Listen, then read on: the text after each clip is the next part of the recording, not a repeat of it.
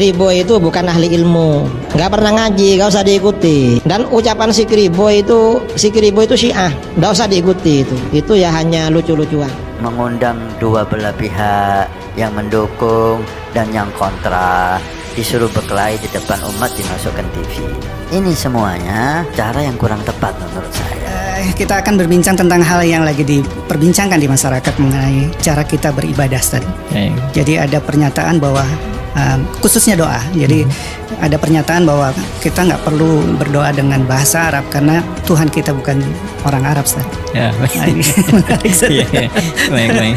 Ya, mungkin ada pendapat Ustaz mengenai ini. Ini bisa diuji pertama dengan pertanyaan. Jadi menguji benarnya pernyataan, salah satunya nanti dalam ilmu logika di mantik itu kita bisa uji lewat pertanyaan. Kita ambil contoh begini misalnya, Anda tadi mengutip pernyataan, bukan Anda mengatakan ya. Anda mengutip pernyataan, ya Tuhan itu bukan orang Arab. Itu pernyataan.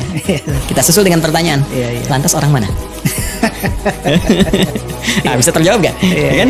Nah, kalau itu melahirkan kebingungan dan sulit mencari jawaban, maka ini menunjukkan bahwa pernyataan yang dibangun itu rapuh. Ustadz Adi Hidayat nanya Tuhan orang mana?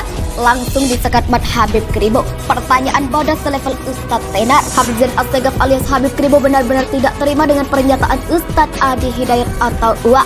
Penceramah kondang itu baru-baru ini bikin heboh dengan pertanyaan kontroversial yang menanyakan Tuhan orang mana.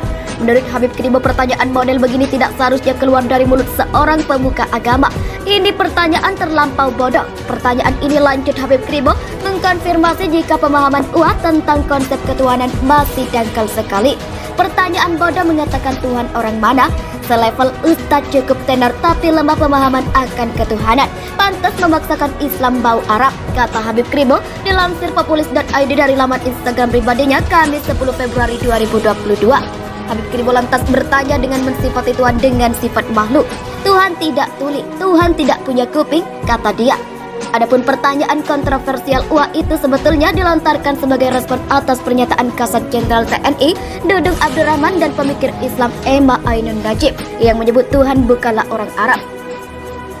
UA mengatakan cara berpikir Jenderal Dudung dan Cak Nun justru keliru. Dia lantas menanyakan jika bukan orang Arab, lalu Tuhan orang mana? Sekarang kita baca dengan nalar dulu. Ini bisa kita uji dengan pertanyaan. Jadi menguji benarnya pernyataan salah satunya dalam ilmu logika dengan pertanyaan. Salah satu contohnya Anda mengutip pernyataan Tuhan bukan orang Arab, lantas orang mana? Bisa terjawab, sambungnya. Menurutnya jika pertanyaan tersebut tak bisa dijawab berarti apa yang disampaikan Cak Nun dan Dudung sejatinya tidak benar alias keliru.